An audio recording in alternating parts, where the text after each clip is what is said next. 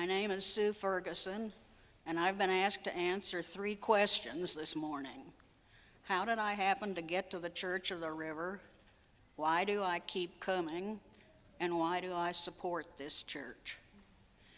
To answer the first question, I have to take you back to my great-grandfather in St. Louis in the late 1800s when he joined the Church of the Unity, a forerunner of the First Unitarian Church of St. Louis. He had a large family. His family grew and the church grew. By 1928, the church directory listed more than 25 people who were related to me in some way. So as a young child, I probably thought that most people were Unitarians. Very soon, I found out that this was not so. Fast forward to 1952, when I moved to Little Rock with my parents and younger brother. In Little Rock, there was no Unitarian church, but there was a fledgling group of about 15 people who had formed a Unitarian fellowship. A fellowship consisted of a minimum of 10 religious liberals who were in sympathy with the purposes of the American Unitarian Association, had bylaws, and made an ongoing financial commitment to the AUA. Typically, they didn't have a minister or own a church building. The Little Rock group met in a small conference room of the Sam Peck Hotel. Everyone had a job, including occasionally giving a sermon, so you had to call in if you were unable to be there on a given Sunday. I was the only high school student, but the fellowship grew and eventually became a church with its own minister. By the time I graduated from college, there was a young adult group meeting, and that was where I met my husband. Our wedding was one of the first in the brand new building. Jim and I moved to Memphis in the summer of 1974 with our 3 children, ages 3, 6, and 7. We knew we wanted to affiliate with a UU church here. There were 2 choices at that time, the Peter Cooper Fellowship and the Church of the River. It was an easy decision. The fellowship didn't have a Sunday school, and it didn't have a river. We began getting the church newsletter several months before we moved. The minister at that time was Dr. James Madison Barr, and his wife Maggie was the religious education director.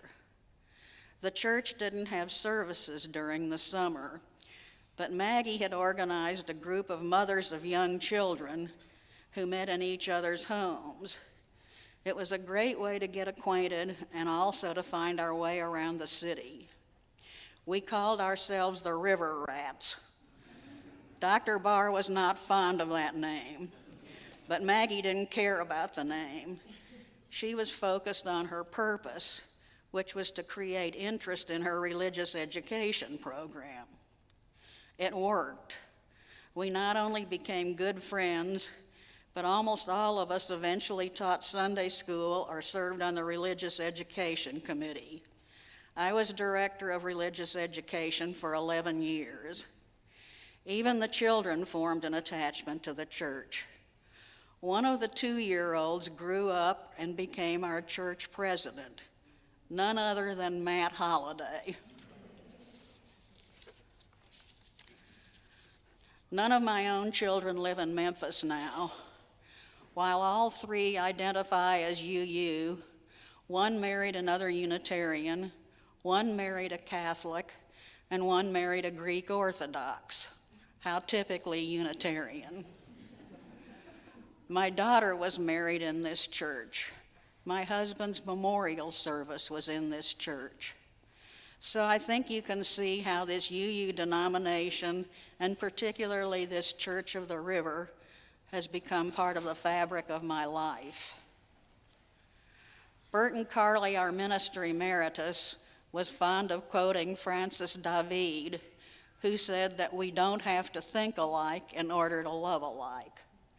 Very true, we do have disagreements.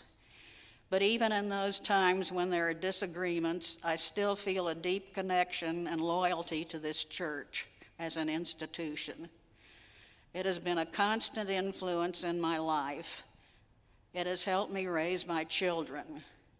Its worship services and its traditions are meaningful to me, and the people I have met here have enriched my life. Marcus Borg says that you need a church that both nourishes you and stretches you. I find that in this church, in its worship, in its congregation, and its outreach. I think you need a church where you find compatible traditions for every season of the year and rituals for those milestone events in your life: the birth of a child, a marriage, a death. I think you need a church where you feel at home, where you can be your real self. Every Sunday, Sam invites the children to bring their whole selves to church.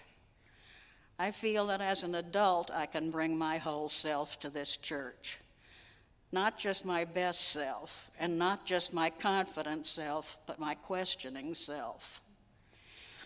This UU church acknowledges that we are imperfect people and that we all encounter bumps in the road. So these are the reasons I keep coming back and the reasons I support the church financially. I want it all to continue: our religious education programs, our wonderful choir, our excellent virtual services, our building and grounds. I want all these things to continue. I